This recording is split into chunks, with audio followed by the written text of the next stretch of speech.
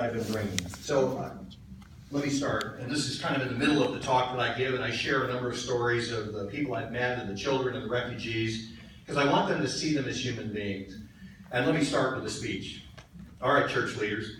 In October, I traveled to Lebanon, where over 1 million people have fled. I went with several pastors, donors, and columnists for the Washington Post, Michael Gerson. Michael is the former speechwriter for President George W. Bush. And when Michael Gerson returned, he wrote this reflection on what is happening in Syria.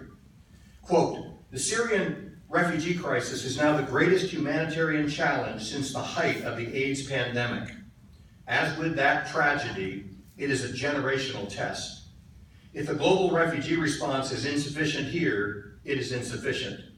If American foreign policy is resigned or indifferent, it has badly lost its way. And if American churches and charities are not relevant here, they are irrelevant." Now, I agree with Michael Gerson and his assertion that how and whether we respond to this current global crisis will speak to the character and the relevance of the Church of Jesus Christ in the 21st century. There is a great deal at stake. One pastor I met in Lebanon, I'll call him Joseph, has literally gone into the streets to embrace and welcome refugees, most of whom are unwanted, unwelcome, and unloved by the local populations in the countries they have entered. He buys them some food or maybe diapers for their infant.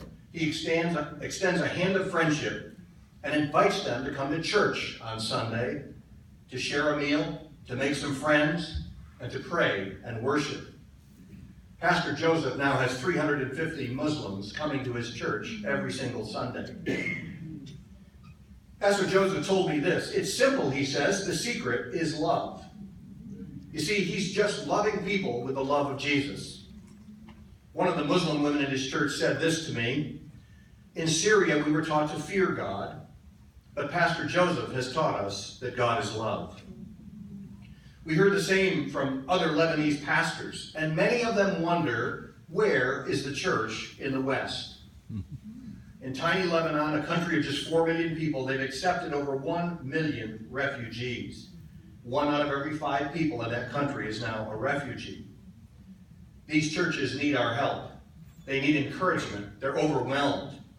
Where indeed is the church in the West? We conducted a poll of U.S. pastors just last month, and when asked whether the refugee crisis is a responsibility for the church to respond, to care for refugees and foreigners, here or internationally, 86% of the pastors said yes, they agreed with that statement. But when asked if they had actually discussed doing something with their church, 2/3 had not even had the conversation.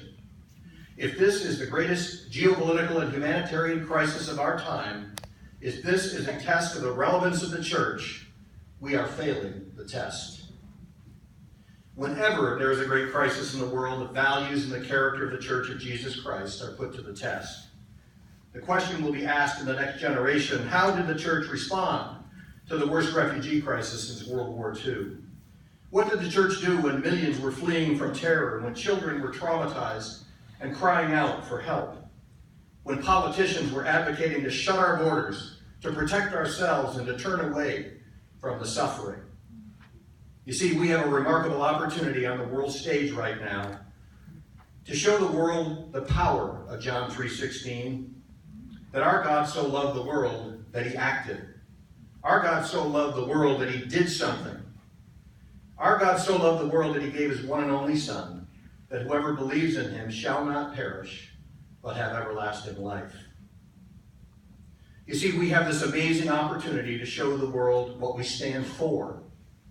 Not for fear, but for compassion. Not for exclusion, but for embrace. Not for politics, but for people. Not for our own interests, but for the interests of others. We can show the world that the Christian faith is not a faith that calls for violence and vengeance, nor is it a faith that turns its back on desperate people. Our faith instead is a faith compelled by God's love, characterized by God's sacrifice, founded on the principle of loving our neighbors as ourselves, all of our neighbors. We can show the world the love of Christ, but first we must strip away our own biases, our fears, and our politics. I believe that the very heart and soul of our faith is being tested. What will we show the watching world of our values and the character of our God? What will they see? Or maybe a better question is, what will Jesus see? Okay, you can stop pretending to be church leaders now. But that's an excerpt of the kind of message I've been bringing. I'm bringing the heat. I'm bringing the heat to church leaders, and I'm trying to provoke them to do what I believe God is calling his church to do in the world.